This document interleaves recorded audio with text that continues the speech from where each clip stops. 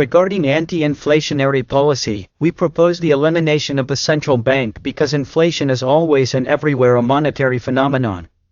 Therefore, if we take away the little machine for printing tickets from politicians, inflation will end.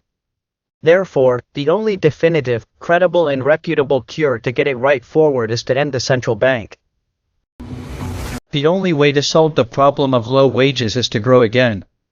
And Argentina hasn't grown for more than 10 years because it doesn't invest, and it doesn't invest because the fiscal pressure is suffocating, because inflation is out of control, and because property rights are not respected, while it doesn't save either.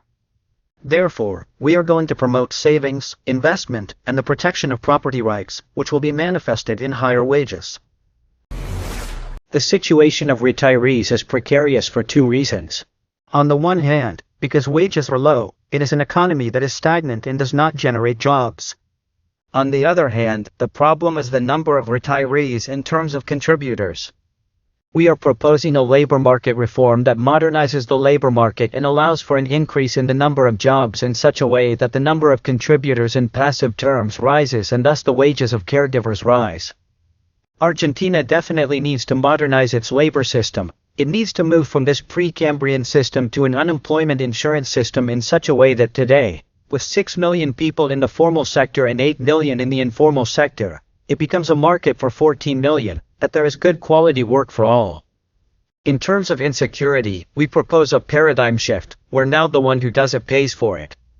To this end, we propose a reform of internal security, national defense, the intelligence system, the penal code, the procedural penal code and the prison system, so that now when criminals commit a crime, they will pay for it in serious.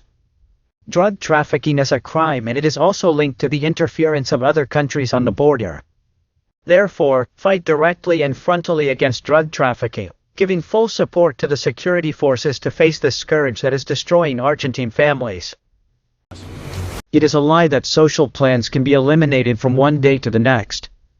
For this reason, we are promoting the Ministry of Human Capital, where we are going to take care of children and the family, where we are going to take care of health, education and integration with the labor market, in such a way that, long term, you can get out of the misery of plans.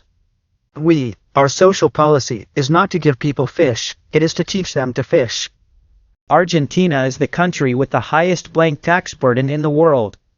Argentina cannot continue living like this. Argentina has to lower taxes. For that we propose a reform of the state that allows a sharp reduction in public spending and thus lower taxes so that good Argentines once again have the freedom to choose what we do with our income. Here ends the issue of pickets.